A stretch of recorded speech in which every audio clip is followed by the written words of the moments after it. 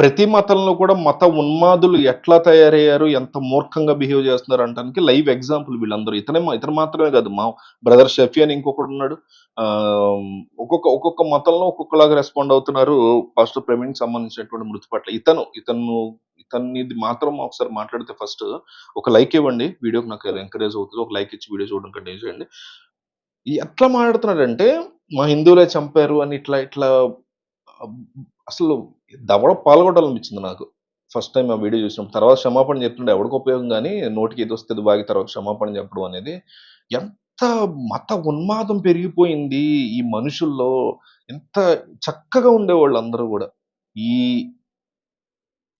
రాజకీయాల వల్ల, రాజకీయాల కోసం జనాలని క్రిస్టియన్స్‌ని ఒక ఓట్ బ్యాంక్‌గా, హిందూస్‌ని ఒక ఓట్ బ్యాంక్‌గా, ముస్లిమ్స్‌ని ఒక ఓట్ బ్యాంక్‌గా అన్ని రాజకీయ పార్టీలు, ఏ రాజకీయ పార్టీ తక్కువ తినల. ఈచ్ అండ్ ఎవ్రీ రాజకీయ party. National parties, local parties, పెద్ద పెద్ద పార్టీస్ అన్నీ కూడా ఒక ఓటు బ్యాంక్‌గా మనందరిని మార్చేసుకున్న తర్వాత ఒకళ్ళ మీద ఒకళ్ళు విషం చిమ్ముకోవటం. ఒక వ్యక్తి చనిపోయాడురా నాయనా అంటే అతను అప్పట్లో ఏదో హిందువుల్ని కించపరిచాడనే ఉద్దేశంతో అతనికి అట్లాగే అవ్వాలి. మేమే చంపామని చాలా ఓపెన్‌గా మాట్లాడడం.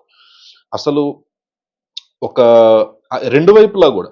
ఇటు ఈ ఈ ఇష్యూ వరకు తీసుకుంటే, పాస్టర్ ప్రవీణ్ ఇష్యూ వరకు తీసుకుంటే, అతను చనిపోయాడని తెలిసిన తర్వాత అటు క్రిస్టియన్సే గాని, ఇటు హిందూసే గాని, ఒక చట్టం అనేది ఉంటది. ఒక ప్రొసీజర్ ఉంటది. ఒక పోలీసు వ్యవస్థ ఉంటది. అది ఇట్లా ఎళ్ళిన తర్వాత నిజానిజాలు బయటకొస్తాయి అనేది వదిలేసారు. ఇదంతా ఒక సినిమాలో బతుకుతున్నారు అనుకుంటున్నారు వీళ్ళందరూ. మేమే చంపామంటారు ఈళ్ళు, ఆళ్ళే చంపారంటారు ఈళ్ళు. కొంతమంది మేము చంపలేదు, అతనేదో చేసుకొని చచ్చిపోయాడని. ఏది పడితే అది వాడు. ఇలాంటోళ్ళని ఎంకరేజ్ చేయకూడదు. బ్రదర్ షఫీ అంట అతను ఎవరో వచ్చి మీడియా ముందు మైక్ పెట్టి బద్దలు కొట్టేస్తాం, గోడలు బద్దలు కొట్టేస్తాం అని మాటలు. నిజమైనటువంటి విచారణ జరగకపోతే మేము ఊరుకోము అని హెచ్చరించండి. మేము కూడా మీకు సపోర్ట్‌గా వస్తాం. ఎవరికైనా సరే పాస్టర్ ప్రవీణ్ గావచ్చు, రేపు మీకు గావచ్చు, నాకు గావచ్చు, ఒక ఇస్లాం వ్యక్తికి గావచ్చు, ఒక హిందూ వ్యక్తికి ఎవ్వడికైనా ఏమైనా జరగొచ్చు. దానికోసం మనందరం యాస్ ఎ సొసైటీ నిలబడడం వేరు. బెదిరింపులు చేయటం, వాళ్ళే చేశారని చెప్పడం. ఒకడైతే అమ్మా మైక్‌లో చెప్తున్నాడు. ఆయన ఎక్కడో ఒక చోట విజయవాడ రావడానికి కొన్ని పరిటాల దగ్గర ఎక్కడో ఆయన మందు కొన్నారనేది పోలీసులు బయట పెట్టారు. ఫోన్‌పే కూడా చేశారు. ఆయన మందు కొన్నారని. అతను అంటాడు, హిందువులు గన్ పెట్టి మందు కొనకపోతే నేను చంపేస్తామని బెదిరించాడంట అక్కడ. అంటే ఎంత వరస్ట్‌గా ఎంత నీచమైనటువంటి మెంటాలిటీలో తయారవుతున్నాయో చూడండి. అదే ఒక హిందూ స్వామీజీ జరుగుంటే క్రిస్టియన్స్ ఇట్లా పెట్టి లేకపోతే ముస్లిమ్స్ ఇట్లా గన్ను పెట్టి చేశారు ఆయనకని కూడా అంటారు. ఎవరు తక్కువ కాదు. వీళ్ళకి జరిగింది కాబట్టి ఆళ్ళు అట్లా అంత మూర్ఖంగా ఎర్రి గొర్రెల్లా మాడుతున్నారు. ఇంకొకళ్ళకి జరుగుంటే ఆళ్ళు అంతకంటే ఎర్రి గొర్రెల్లా మాడుతారు. ప్రతి మతంలో కూడా మూర్ఖులు ఇంత దారుణంగా ఉన్నారా? 80% ప్రతి మతంలో కూడా మూర్ఖులు ఉన్నారు. ఆళ్ళు పోటీ పడుతున్నారు. నిజమైనటువంటి మతాన్ని వదిలేసి ఈ ఈ రకమైన పిచ్చి పిచ్చి వ్యాఖ్యలతో వీళ్ళు మూర్ఖంగా ప్రవర్తిస్తున్నారు. నిజానికి పోస్ట్‌మార్టం రిపోర్ట్ కావచ్చు, అవి కావచ్చు ఇంకా రావాల్సుంది. బట్ నిజంగా అందులో చాలా ఓపెన్‌గా వస్తది. ఆయన తాగేసి ఉన్నారనే విషయం ఓపెన్‌గా వస్తుంది. మరి అప్పుడేమంటారో వీళ్ళందరూ చాలా ఆశ్చర్యపోవాలి. సరే ఆయన మందు కొనలేదు, తాగలేదు ఇవన్నీ పక్కన పెట్టేద్దాం. ఆయన పరిస్థితి అయితే బాలేదు కదా! గొల్లపూడి దగ్గర ఉన్నటువంటి ఫుటేజ్ చూస్తే మనకు కనిపిస్తుంది. ఆయన బండి హెడ్‌లైట్ బాలేదు. ఆయన పరిస్థితి బాలేదు. ఆయన అంత ఈజీగా తోలలేకపోతున్నారు బండి. సరే హెల్తే ప్రాబ్లమే వచ్చింది. దాడే జరిగింది ఆయన మీద. ఎవరో చేశారు గిట్టని వాళ్ళు అనుకుందాం. మరి ఆయన దగ్గర ఉన్న సిట్యుయేషన్‌లో ఆయన పెట్రోల్ బంక్ వాళ్ళకి ఇన్ఫార్మ్ చేయొచ్చు. వాళ్ళ దగ్గర ఫోన్ తీసుకొని ఇంట్లో వాళ్ళకి ఇన్ఫార్మ్ చేయొచ్చు. ఆయన చాలా పెద్ద పాస్టర్. ఆయన పిలుపునిస్తే లక్షలాది మందొస్తారు. ఒక్క ఫోన్ కొడితే ఆయన హెల్ప్‌కి ఎంతో మందొచ్చేవాళ్ళు. కానీ అది గూడా ఆయన చేయలేదు. చాలా సింపుల్‌గా ఆయన అక్కడి నుంచి వెళ్ళిపోయారు. అది ఆయనే. ఆయన గాదని మళ్ళీ మార్ఫులేస్‌కి రాకండి. అదంతా అబద్ధం. ఖచ్చితంగా ఆయనే. అంత ధైర్యంగా పోలీసులు వేరే వ్యక్తిది చేయించిందంతా పట్టుకొచ్చి రేపు సుప్రీం కోర్ట్‌లో సబ్మిట్ చేస్తే ఆళ్ళ ఉద్యోగాలు పోతాయి.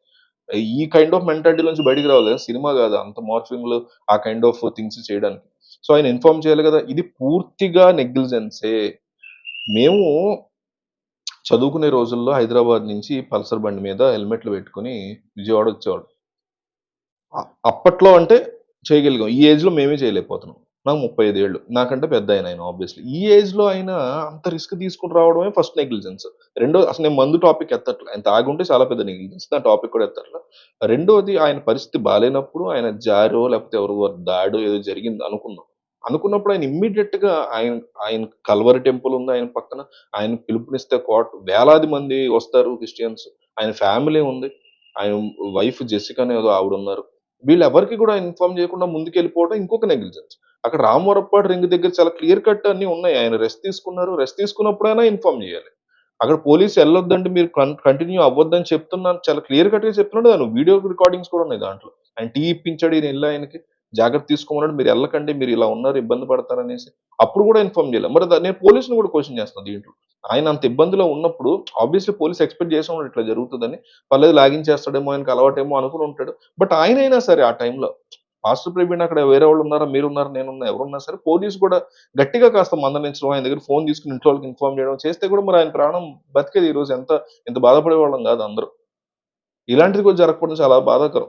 కానీ ఫస్ట్ అండ్ ఫార్‌మోస్ట్ నెగ్లిజెన్స్ ఆయనదే వస్తది గదా! ఆయన తర్వాత ఖచ్చితంగా అక్కడున్న పోలీసు ఆళ్ళు అంటే అది వాళ్ళ బాధ్యత కాకపోవచ్చు గానీ, ఒక మోరల్ అండ్ ఎథికల్ హ్యూమన్ గ్రౌండ్స్‌లో ఆయన కూడా కాస్త ఎలా అయితే రెస్ట్ తీసుకోమన్నారో పోలీస్ బూత్‌లో ఆయన కూర్చోబెట్టారో, టీ అట్లా ఇప్పించారో, అట్లాగే వెళ్ళకండి అని చెప్తే ఆయన విననప్పుడు గట్టిగా ఫోన్ తీసుకొని ఆగండి. మీ ఇంట్లో చెప్తాం. ఆ తర్వాత ఎళ్ళండి మీరు ఓకే అనుకుంటే అని చెప్పుంటే బావుండేదని నా ఉద్దేశం.